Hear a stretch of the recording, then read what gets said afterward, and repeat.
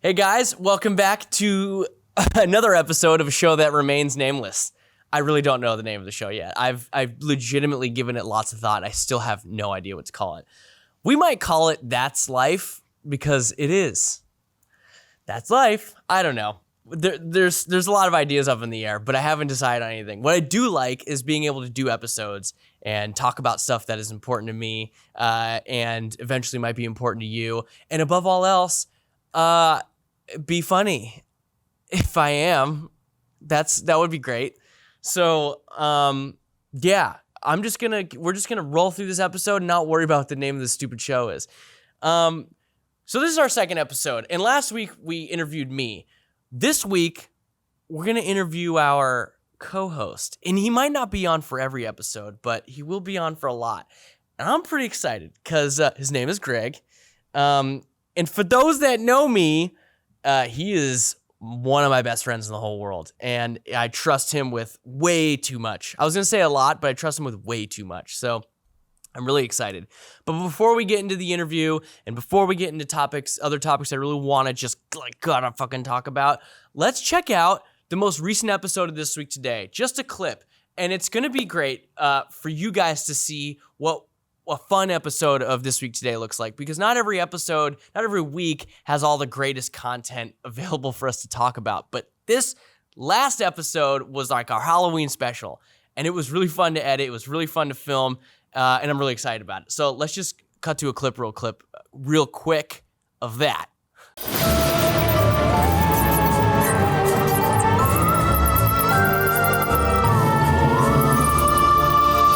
Okay, since we're celebrating Halloween, I wanted to get some scares out of you. This Week Today style. This is your horror renovation stories by Wall Street Journal. Number 1, in 2015, Jennifer and John Monton unfortunately lost their home to a wildfire in Squaw Meadows, California. They asked their trustworthy kitchen contractor if he built homes, who replied, "Yeah," with the confidence of a second grader who claimed he had just eaten his broccoli. The unlucky couple gave him over $1 million, never saw an invoice, then abandoned their job to take another job in another country. Something tells me he didn't actually have another job and probably went somewhere where the exchange rate was pretty favorable. Number 2, Barney Heller out of North Wales, Pennsylvania, was already about $47,000 into a kitchen remodel and didn't see any red flags. Okay. Anyway, moving along, electrician delays led to a standoff with police present between the contractor and the homeowner after the contractor had his crew rip out the cabinets that were already installed, which is like the pettiest thing ever. It's almost as petty as Taylor Swift and Katy Perry. You know what I mean? Like, for real? Anyway, the homeowner ended up paying, and the project got finished after 12 weeks. Number 3, Wayne Grabo from Black Forest, Colorado, was building his own home with the help of a subcontractor who retired during construction. So they hired somebody new, someone who installed the septic tanks so incorrectly it cost our friend Wayne $40,000 to fix it after it had failed. Gross. The lesson of these horrible, terrible, spooky stories from beneath the hollow foundations of your home: be aware of payments and know who you are hiring and working with, or your bank account will haunt you. Okay, so that was a clip from that episode, and it was really funny because everyone kept telling me that I look like Baker Mayfield or Gardner Minshew, which is why I made a joke at some point in it, okay? I know, I was wearing the headband, and I have facial hair, and I'm a white dude, all right? You got me. I look like Gardner Minshew. Jeez. I was a basketball player, if it wasn't obvious. Anyway, let's just get to the fun stuff. I got my boy Greg here. Greg, welcome to the show, man. We are so stoked. Hey, how's it going, everybody? Dude, Greg and I have been talking about doing a podcast for such a long time now, and I'm glad that we finally have like the resource available to actually make it look really good, especially because I don't live in the same area that you do, Greg. You live somewhere else, and I could talk about it all day long, but why don't we ask you, Greg, who are you? Where do you live? What do you do? Tell us. Well, right now I live in Las Vegas, which I just got here a week and a half to 2 weeks ago. because I work for Levi's right now. I'm a store manager at the Fashion Show Mall here. And I just started at that location just this last week. So a lot of change going on in my life right now, but I'm loving it so far. So it's pretty awesome. Okay. I have a lot of questions. First of all, where were you before you were in Vegas? So before Vegas, I mean, I can give you a whole run through of my whole Levi's career. Actually, yeah. You know what? I'm curious about that because you're the store manager now of a really sick Levi store, right? Yeah, it's a mainline store. It's a almost $2 million store in Vegas. So it's in the middle of Fashion Square Mall. What is fashion show? What exactly does mainline mean? I don't know. So I started in outlet, which is the cheaper, more affordable product. Right. And the mainline store is a store where we have it's a little bit more of a nicer product. It's sewn a little bit nicer. We carry all of our collections like Made and Crafted, the new Star Wars collaboration that just came out. That's sick.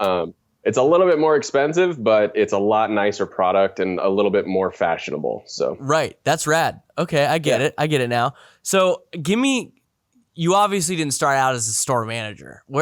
Give me the progression for people out there who have no idea how, because most people probably worked retail for like a year to 6 months, maybe a month. And they were like, yeah, fuck this. I don't want to do this anymore.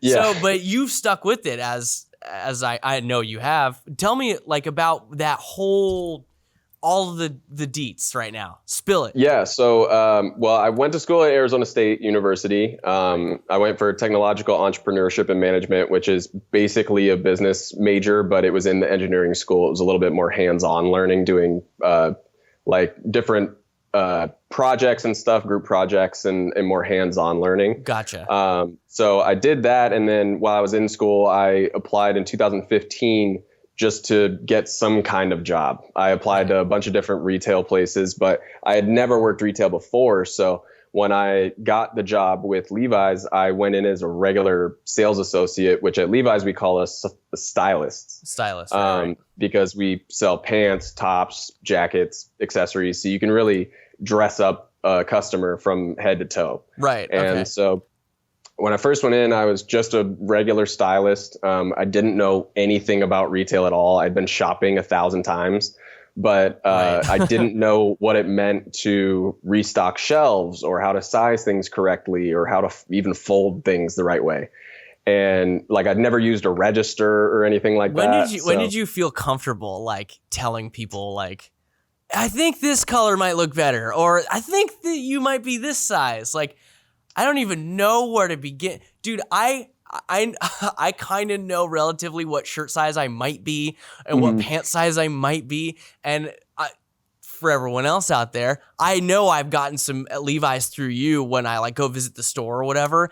And I still I know what it says on the little tag in the back, but sometimes I'm like, no, that doesn't seem right. Maybe we should change the size. When did you finally are you good at that?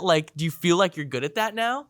Yeah, I mean, now I'm I can look at somebody and tell what size they are and what style they would wear. Obviously, first when I started off, I had no freaking idea what I was doing. Yeah, you're shit. But Levi's has a really good development process, and so they have all kinds of classes, almost like videos that you just watch online, answer a bunch of questions. Oh, no way.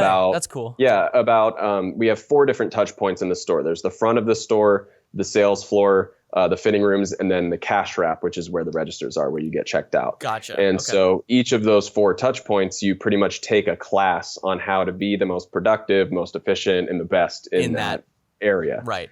And so, I mean, really the most successful thing was to get people into the fitting room, trying things on, seeing how it fits on them, and then you can kind of move from there.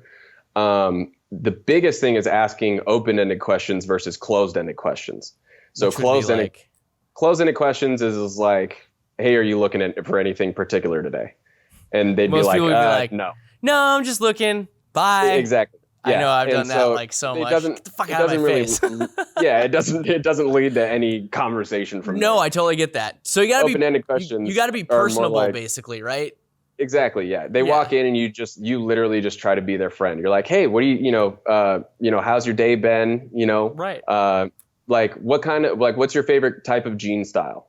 You know, and then they just say, oh, I like a slim jean. I'm like, okay, like, where are you going to be wearing these jeans? It's a nice place to start. Yeah.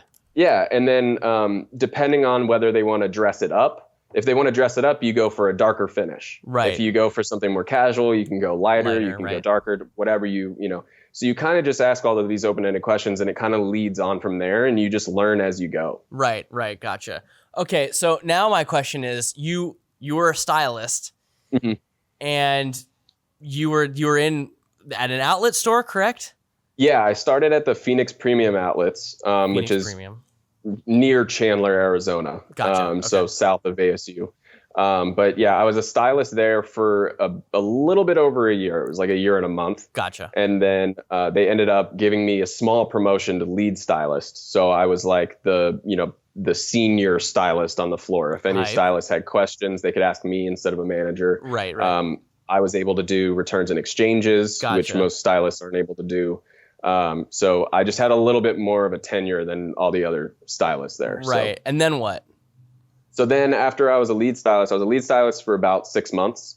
And then after that, they promoted me to the part-time back of house manager. Okay. And as back of house, I was in charge of all of our receiving shipment, processing shipment, making sure that everything was being censored correctly, everything was being folded correctly. Right. Yeah. I was in charge of a whole stock room. You're just making sure that it actually looks to store code almost. Yeah, I mean, at least the back room, because we have a thing called CRE standards, and CRE means consumer ready environment. So if somebody, I know everyone's got a lot of rules, but we have a lot of different things like that. But yeah, CRE standards is pretty much just like if a consumer comes into the store and they ask for a certain size and we don't have it out on the floor, we need to be able to find that product. Right. If you can't find it, you're not able to sell it. And so that hurts your sales and it hurts your KPIs. And so at the end of the day, being as organized as you possibly can will help out your business no matter what. Gotcha. And so that was pretty much my job for another 6 months as the back of house manager. Interesting. Okay. Then what? Yeah. Were you still going to ASU at this time? No, I was done. Because I had already worked as a year. Yeah. So right around the time that I got promoted to back of house, I was not going to ASU anymore. Gotcha. Why? Because did you graduate? Did you hate it? Yeah. Did you okay. Yeah, no. I loved ASU. ASU was awesome. Gotcha. But yeah, I was done with school by the time I was back of house, or around the time that I started that position. Gotcha. Okay. And then after that 6 months, I was the full-time merchandising manager. Gotcha. And so I went from part-time to full-time. So I was working 40 hours a week. I was still overseeing everything that happened in the back room and the stock room and shipment. So the back of house manager kind of reported to me a little bit. Right. And but being the merchandising manager, I was in charge of everything on the sales floor. So everything visually, like when you walk into the store and you notice how nice the sales floor looks, that all the shelves are stocked. And how all of the mannequins, right? The mannequins if they're doing a cool pose or if they're picking their nose, right? Yeah. That was your fault. Yeah. Ours don't have bendy elbows, but they're all like this.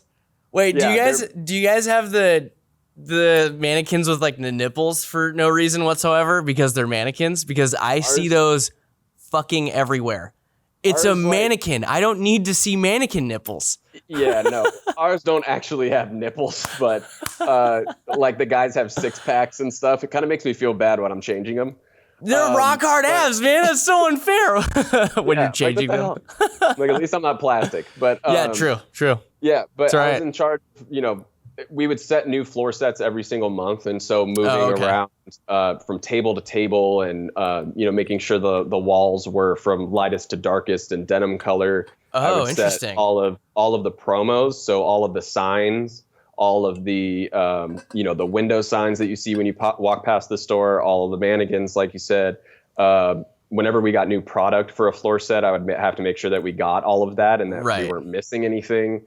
And so I was in that job for about a year and a half. Yeah. So for what, 2.5 years, is it? You were working in Phoenix as either a stylist or a manager of some sort, right? It was 3.5 years. 3.5 years. Gotcha. 3.5 years. Yeah. So, in Phoenix, I moved up from stylist to full-time merchandising manager in about 2 years. I became full-time merchandising, and then 3.5 years was my whole entire time at that store. And then what? Because I know that's not the end of the story. Yeah. So after that, about a year ago, last year, I think it was in December, during holiday time, I was helping my DM with something, and he was like, "Hey, would you be down to go to Laughlin, Nevada, and take over the store there as a store manager?" And if anybody doesn't know where Laughlin, Nevada is, it's in the middle of bumfuck nowhere. I mean, it really is. It's the very southern tip of Nevada. And it's right on the Colorado River, which is the border of Arizona and Nevada. So you could at any time be either in Nevada, in Arizona or Nevada. Or Nevada, yeah. And Nevada. Good one, Chase. Arizona or Nevada. God. Yeah, and Laughlin is pretty much just a really small town that just has a ton of casinos along the river. And it's hotter than hell. It's hotter than balls in the summer. Dude. It's bad. It is. It's so bad. But yeah, I worked in Laughlin for 7 months. It was pretty much 7 months to the day. And I had my own team. I had, my own store. I was pretty much in charge of everybody on the team. The only person that I reported to is my district manager. That's great. So that was a ton of responsibility. And, I was totally down for it, but it was a huge learning process because I had been moved up so quickly. Totally, yeah. I was just, I was learning things as I went. And it was actually really successful for me. I was able to put about double the amount of money in the bank this year versus last year. So it was pretty awesome that we were able to do that this year. And I obviously didn't do it all myself. It was definitely through my team, but that's good. That's good. I like that, man. It's really good. Yeah, it was me and my team. It was a team. It's a team effort. Yeah. So it was a lot of fun, but if you were playing NBA 2K, you'd get like plus fan points and plus chemistry points for being like, hey, it wasn't just me, man. It was my team, and they dished out the rock, and we got a lot of buckets. That's how we win the game. Oh, yeah. It'd be perfect. Best team player. Team player. A lot of assists. Yeah, exactly. Oh, my God, I love that game. Anyway, so you're there for like 7 months to the day, and then they basically offered you a job as the mainline store manager in Las Vegas. Yeah, they're opening up a new store here at Caesar's Palace in what's called Forum Shops. And so they're moving a bunch of people around in our district. And so he pretty much was like, hey, what do you think about moving out to Vegas and taking over the mainline store here? And I was like, yeah, of course. And so I just got here. It's actually very different merchandising-wise. Oh, I'm sure it is. It's like totally different. Yeah. It's very much boutique-y. It's like, I don't even know if that's boutique-y. But boutique-y. It's like a boutique in Hawaii. Yeah. Aloha. But it's not an outlet you kind of just stack it high and watch it fly is what we say. People just come in for a deal and you just... I like that a lot. Yeah. Stack it high, watch it fly is what we say in the biz. Yeah. Retail biz, Dang, watch them fly. Yeah. Now in the mainline store, it's a lot more of, showing the different collections and the different outfits that you can have. And, right. Totally. I get that. Yeah. No, it's like you said, it's boutique-y. It's like, it's like, you're not just like, here's a white shirt from Levi's. You're like, here's a complimentary white shirt with this type of jean and maybe a jacket that would go with it really nice. And if you're into accessories, here's belts and whatever the fuck. Yeah, I get it. Cool. And our consumer base is completely different too. Oh, I'm sure. Yeah. So a lot of like some of the customers boutique-y. Yeah, I mean, some of the customers know more about the product than we do. Like, it's incredible. Dang. Is that ever like? Do you ever like? Hey, shut up! I knew that. No. Because I mean, honestly, I learned a lot of things from our consumers. Like I said, I learn as I go. Right. Especially because I moved up so quickly. So I mean, that's cool. Whatever I can learn, I'll take it. I'm glad that you said that though, real quick, just for our listeners. It's like it's okay that you don't know everything. It's cool that you're able to still be in a leadership role, and feel confident that like I deserve to be in this position. And there might be people that know more than me. In fact, there will be people that know more than me. And I'm like, cool with that. I feel like that's how it should be. You should always try to be like learning in the product as a product. You know what I'm trying to say. I'm not good at words, okay? But it's cool that you're learning. That's the whole. You're not like, oh, I know everything about Levi's. Don't.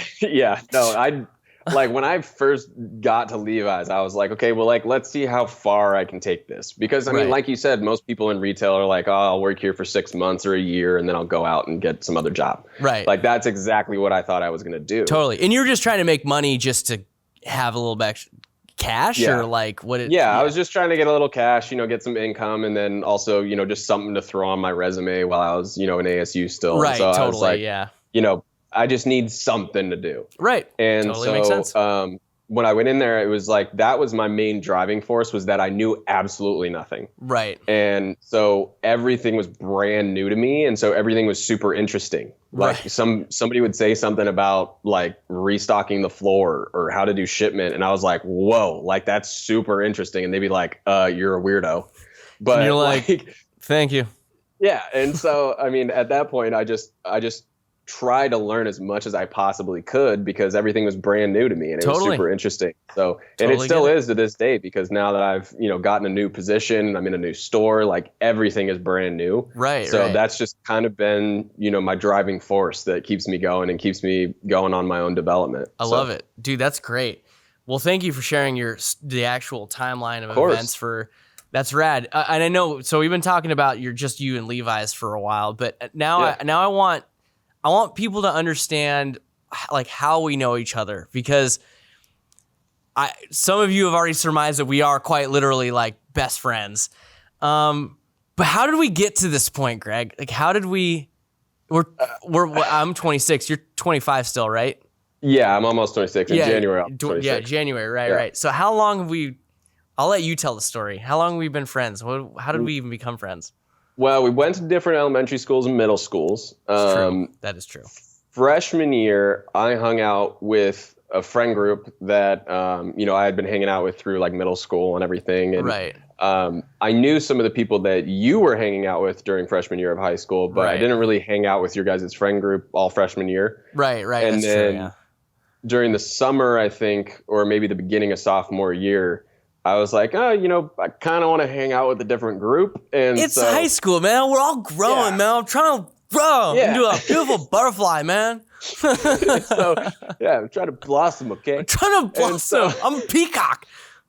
So I knew some of the people in your guys' friend group. So I was like, oh, well, I'll go over there during, lunch and, breaks and stuff like that. And, talk to you guys and see how you guys are in your friend group and see what happens. Yeah. And before, I will say, I do remember that the moment it happened, but I do remember getting to a point like somewhere in sophomore year, it was like Greg and I barely knew each other. And then Greg and I were just best friends.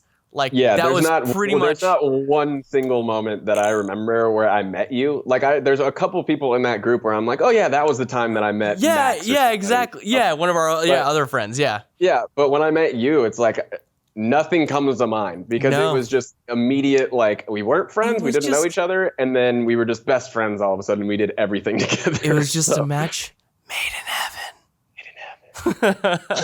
Dude, no, it's true though. We've been really close friends ever since. We were in a band together called Shifty Pistol, which was hilarious. We played for like, I don't even know where the name came from, by the way. I'm not even sure what it fucking means.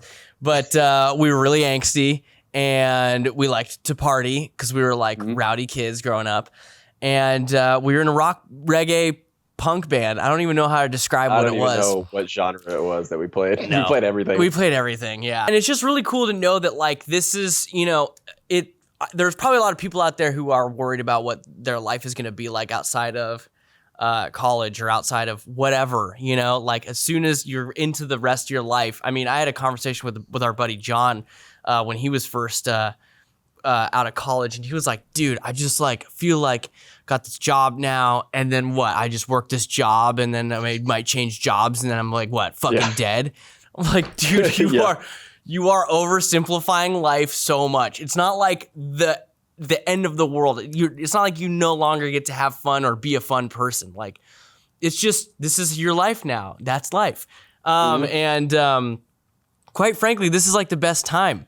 I know that being young is rad, but now you have actual responsibility in if you can be smart about the responsibility that you've been given as an adult to be your own self and to be like thriving and or happy and a productive member of society and blah, blah, blah. Dude, you're going to enjoy the hell out of being an adult. You know, It's going to be fine. There's going to be stress. There was always stress. Don't kid yourself like there wasn't stress when you were a kid. It was a different kind of stress, and it wasn't like all or nothing all the time, and neither is adulthood. But you know, it's different, and that's okay. So and a good amount of stress is good for you. As long as it's not overbearing, you know, because I mean, I've been stressed for, you know, the past 8 months while I've been a store manager for the first time, you know. Yeah, I mean, learning on the fly. Yeah. And so, I mean, having that kind of stress, it also helps you progress in your development and figure out what's going on. And you learn stuff on the way because you're kind of stressed out. Right. But, you know, as long as it's manageable, it's not a problem. Dude. Then you're doing everything that you need to be doing, you know. That could not have said it better. I love it. Okay, cool. So perfect. Now we got to know Greg a little bit. Now I want to move on to something I did last week, and I'm just going to call it shit I got to talk about. I have to talk about this because I read it and I went, you know. First one I want to talk about, and I did just let you guys know, I did let Greg know beforehand about some of the stuff I'm going to talk about. So you could have let them think that I was really smart. Oh, you are like mediocre smart, okay? He's not just downloading the information as I tell him, okay, guys? He's not AI yet. We're not there. We're close. Okay, yeah. This one made both of us laugh pretty hard. And I'm really bummed at CNBC for this one. It's called, the headline just says, why you should participate in No Spend November this year. And basically, this girl lays out this whole article. I'm scrolling down. It goes forever and ever about how she spent X amount of dollars on doing like makeup tutorials and what's the word, Greg? Like not just tutorials, but like reviews on makeup. And she spent a lot of money, and it ended up being a lot of her money. Shocker. And she thought it was stupid, and she wanted to get control of her life back. And now she's suggesting that we participate in No Spend November. Greg, why don't you give us your hot take? Well, first, I hate the title. Yeah. I hate what they're calling it, because No Spend November, all they're really talking about is budgeting. It's not like a month where you're like No Shave November where you don't shave at all. Like it's not like no Spend November, like you can't spend anything the whole month. Like you have to eat cardboard to survive or so, you know, like I hate the title. I hate what they're calling it. But you know, this woman, she was. Yeah, sorry, go ahead. No, go ahead. Well, she was spending, you know, $850 a year on makeup, which in itself is ridiculous. Sorry, girls, that's a lot of money. It is a lot of money. I mean, even half of that is a lot of money on makeup. It's true. I can't disagree. Sorry, my girlfriend, Cherie. I'm sorry, but it's true. Yeah, but I mean, the main thing that they were talking about in the article was just to not spend as much and just wait till something is out before you buy more. And it's really just budgeting. It's just buying what you need rather than what you want. And you've already talked about that in the first episode, talking about the 50-20-30 rule. Yeah. And like that's Thank you, really Greg. all you need to do. And I mean, the small amount of time that you spent on it, it is way better describing how to budget and what to do with your money rather than this whole freaking article that they wrote about. I know. You know what, too? There's two major plot holes. This one is I No Spend November. Why? Because the No Spend November. Dude, it's catchy. Choose any other month of the year besides November and December. The years when people are traveling to see their families, husbands, wives, children, whatever, dude. November, really? You're going to get people not spending November? Yeah, and the first month that she actually did this was January. Yeah, that was the other point I was going to make. Like, the girl in the article, she didn't choose November. She chose January, the month that totally makes sense to not spend like almost at all on frivolous things, you know? Yeah. Dude, I thought that was so stupid. I I'm sorry, CNBC, make it, but you forced my hand. Like, that's don't spend any in November. Shut up. The last little paragraph that they have at the end of that article, it says, go easy on yourself. It's like, yeah. It's okay if you don't make your goal or you go against your plan or something like that. It's like, well, no, it's not really okay. What's the point? If you made a budget, like you made a promise to yourself, and if you go against that, like don't make another goal if it's not working. Like if it's really not working for you and you can't buy what you need, then yeah, you need to adjust. There's an adjustment, but yeah, if you go like a couple dollars over, I know it's a couple dollars is different from being like just go easy. Like oops, I accidentally spent an extra 150 instead of my yeah, you fucking idiot. Like no, it's called. Look inward, okay? Look inward. Yeah. It's okay. I've done it plenty of times. And the only way to fix that is not to go, well, I guess I'm changing the budget, unless it's really unreasonable. It's to be like, maybe I didn't need to spend, let's see, video games are $60 a pop right now. Maybe I didn't need to spend, $1,800 or some ridiculous amount of money on video games over the course of like a 3-year period. I bet I've spent way too much on video games. And it's true. I know that, you know? But at least I know that, like, I'll wait till I get a gift card at this point. Or, come on. Yeah, I just found it hilarious that they wrote this whole article about, you should definitely save your money and, like, be smarter about what you're buying and only buy what you need and blah, blah, blah. And then they're like, but go really easy on yourself. It seems like reverse talk. Yeah. Okay, let's move on to another one, dude. This one is interesting because it's been in the national news as of late, and it's about the Airbnb problem right now. This is interesting for Greg and I because this Airbnb shooting that happened at the Halloween Orinda shooting. Orinda is like right near where we grew up, like really close, very, very close. So it's interesting to see that Airbnb has now had enough of whatever it is, party homes, shootings. It's fine. Like I would be over shootings as well. I am over shootings. But it's crazy to me that, as Greg pointed out when we first started talking about this, like a couple days ago, maybe, Greg said that he felt like the article that we read in Los Angeles Times was really like hammering on the owner of the home and not the person who rented the home, right? Mm-hmm. Yeah, no, I mean, it seemed like the whole entire article, it doesn't seem like they really did anything to the person who rented the apartment at all other than I think they removed them from Airbnb from their website. But that was the only thing that happened. Yeah, and there was that showed him. Yeah, I mean, the thing is that the owner of the property, he was told that only 12 people were going to be at the property that whole, weekend or whenever they rented it. And it was going to be for a family reunion. And then law enforcement and he were alerted that there was a noise complaint. Yeah. And the number, by the way, ended up being like 100. It was like over 100 fucking people at this fucking Airbnb. Which is not 12. That's last time I did math, it was not 12. Yeah.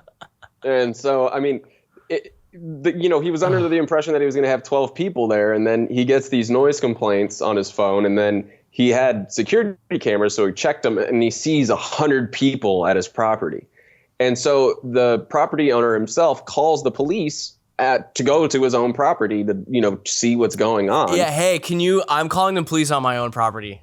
Yeah. That's when you know shit is bad. That's what we used to do in college when the parties got too out of hand. One of the guys in the house would secretly call the cops on their own. Like, this is getting wild. Our house is going to be demolished in about 20 minutes. And then you secretly call the cops and go, cops are here. Sorry. Shit. Gotta go. Darn. Yeah, but the funny thing too was that they had they got 2 noise complaints, law enforcement did, and they were like an hour apart. And then 20 minutes after the second one was when the cop was on the way to the house, and that's when the shooting happened. And so they had already been alerted about it, at least an hour prior to when it happened. How do you? And sorry. Go ahead. I do have. no, I mean, it's this. just this is something that could have been prevented if they would have sent somebody earlier. Yeah, that's kind of how I was. That's what I was gonna say. It's just like, what if the noise? If there's 100 people at a home, how loud does it have to be in order for a cop to be like, okay, I'll drive over there? What does the Orinda police do? Also, seriously, what is the Orinda police doing? That is a super duper nice area to be living in. Are there break-ins all over the place? Yeah, they can't be that busy. They can't be that busy. And if it's a night party with 100 plus people, that has to be the most banging thing going on in Orinda. You know what I mean? How could you not know it in Orinda? It's not that big. It's like, oh God. Anyway, I thought that that article is really interesting, considering that the biggest problem was apparently the owner of the home, who tried to vet, as every Airbnb that I've ever had vets. I know I've broken maybe a rule or two, you know what I mean, but I haven't done it to the point where there's 100 people at a house party, Yeah, and also I can attest to this for Greg and I, who have literally stayed in Airbnbs. At least we always clean up at the end, and it looks like we didn't break any rules. Yeah. That's what it should, in my opinion, that's what it should be. You know what I mean? Like, hey, I'm not going to thrash your place, and I'm just going to have a couple friends over, and we're going to have some drinks, and it'll be fun. And by the time you get back, you'll have no idea that it even happened anyway. It's kind of like when you're growing up and you have a house party when your parents leave for town. Yeah, I mean, when you're looking at the profile on the app, if none of our listeners have ordered an Airbnb before, you just fill out your account and put a little bit about yourself. And I don't even think they do a real background check or anything on you. No, which is why Airbnb has created this task force, ultra mega and they're like, in 10 days, we will have an idea of what we're going to do in the future about this kind of person.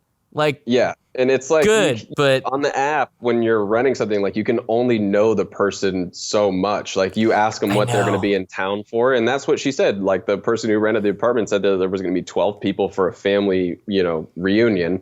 And then all of a sudden there's 100 people there.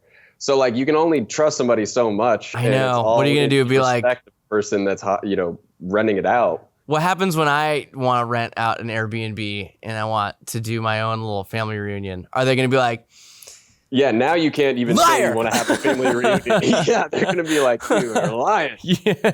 But the funny thing about the article, what they had in there was that they were talking about the city manager, Steve Solomon. Mm-hmm. And it said that the regulations allow for a maximum of 13 guests in short-term rentals of that size, which obviously he was told that 12 people were going to be there. Mm-hmm. And then it says Solomon said both he and the police chief had called the property owner to reiterate restrictions on short-term rentals. And then in quotes, the purpose of the call was to make an impression on them, Solomon told the Times. So he literally is just taking everything to the property owner and saying hey, these are the regulations, make sure you're sticking to it. But he's like, no shit. As far as he was concerned, he thought 12 people were going to be at his property. And so what's he going to, he'll be like, I'm sorry, I did not anticipate that this person was going to throw a 100-person party. Yeah. I mean, I really want to know what that conversation was like. Yeah. They're going to have to work through that one. Cause in my opinion, I don't know how you could blame the property manager unless there was some sort of blatant, obvious, yo, this guy is going to throw a banger of a party. In which case, hey, where was my invite? Yeah. And Airbnb is going to try to ban party houses, but how do you figure out what a party house is until a party actually happens at that property, and then you realize, oh, this is a party house? They must mean homes that can occupy, 6+ people. You know what I mean, or something like that. I guess, yeah. I don't know, dude. Which is ridiculous, because then every Airbnb is going to be extremely small. They're all going to be apartments, which is a bummer. So let's move on to the last topic. I want to talk about something that is near and dear to my heart and Greg's heart: video games. All right, we're going to talk about the latest Call of Duty game. Business Insider pointed out that Call of Duty is already setting sales records on PlayStation 4 and on PC, and it's likely to become the best-selling game of 2019. Is that surprising, Greg? One-word answer. No. Okay, cool. I agree. That is not surprising. It's not surprising because right now, in my opinion, PC gaming is becoming a humongous industry because of Twitch, because of Mixer, because people are becoming more savvy to the technology. Back when we had like PlayStation 1, we were like, how does this thing work? You know, I don't understand how it can do the, or any of the other previous ones. Now we know what we're looking for when we want to play a game. We're looking at refresh rates. We're looking at, what kind of graphics cards we want. We're looking at storage. We're looking at blah, blah, blah. And it's becoming much more of a large population mindset about video games rather than being like, I just want the new Xbox so I can play Halo. You know what I mean? Yeah. So it's not surprising to me that a game like Call of Duty, which already has a massive audience, including us, is selling so well right now. And $600 million in sales in the first 3 days. This article is written on October 31st. This podcast, for those out there, is being recorded on November 7th. So more time has passed for sure. And by the time you hear this article, or by the time you hear this podcast, where's that number going to be? Yeah, they will have several records, attributed to that game, even more than they have right now. Dude, it's Call of Duty. It's people want to play on PlayStation and PC. Those are like the two mains right now.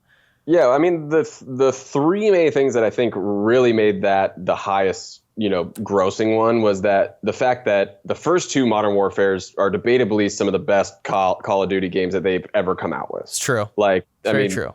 People could argue that in terms of sales and in terms of how often, people like you and I played it, let alone the rest of the United States.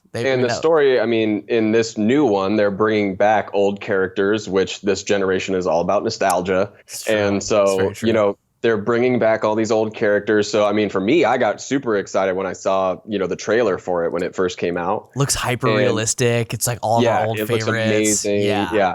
And so that obviously helped with all the sales with that. But then it was also the addition of the new gameplay modes that they have.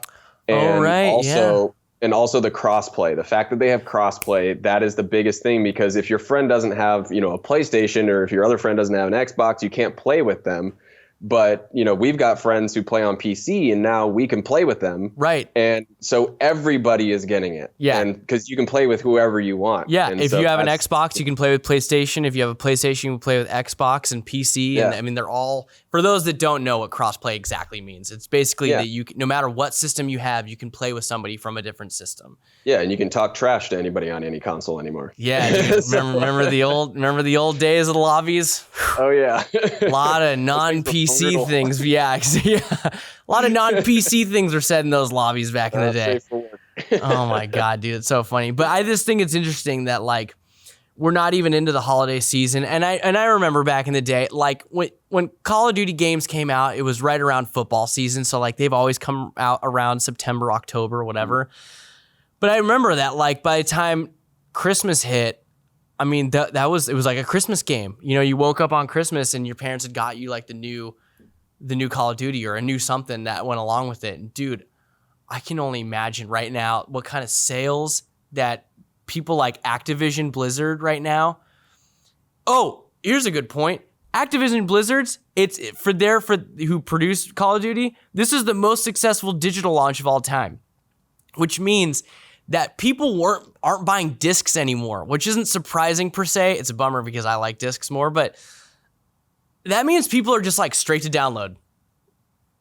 I don't need no disc. I just, as long as I have the data available on my system, this is where it's going to be, and that's crazy to me. That is crazy to me. So you think about new consoles that are coming out, like Google Stadia, those are all streamed, dude. Yep. They're not even crazy. No discs. You just have a controller, and then I don't know. Do they give you I actually don't even know enough about Stadia to know what they give you, but they're definitely not. Yeah. It's all stream. That's crazy, dude.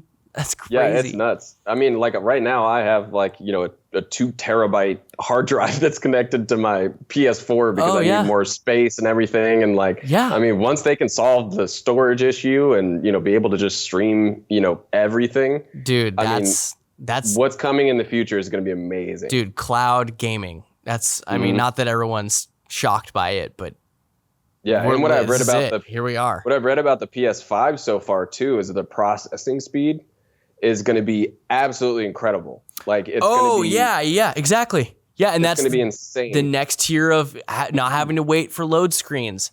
Dude, think about just think about having to buy a PlayStation 5. Like how much that's going to cost you. I'm already I'm in the middle of building a PC right now and getting some help. And I'm still just like, I feel like I'm smart enough about this to understand most of this, but there are moments where I'm looking at some of the products and some of the things I know I need, and I'm just like, what the fuck is this? I don't even know what this is. Do I have to call someone and be like, what is this thing? I don't understand why I need it. Yeah, what does this do and why the hell is it so expensive? Yeah, exactly. Why is this costing me $500 for this piece?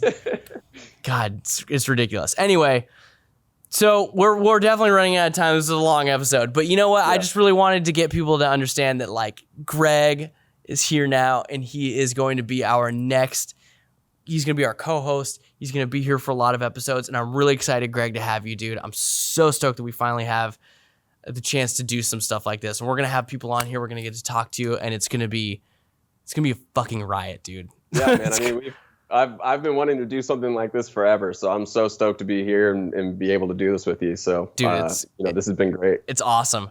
You guys, that's it for us today. We're going to talk, I don't know what we're going to talk about next time, but hopefully Greg will be around and it's going to be great. Hopefully we'll even have another guest, but I just want to thank you guys so much for watching, listening, whatever you're doing. If you're on SoundCloud or if you're on Spotify or if you're on YouTube or you're watching this on Facebook for some odd reason, like, thank you guys.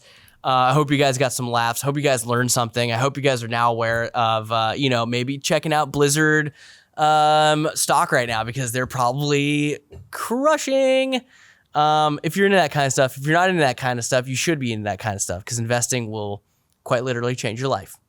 Thank you guys for joining us. I'm Chase Majerus, Greg Leach, of course. We'll see you guys in the next episode.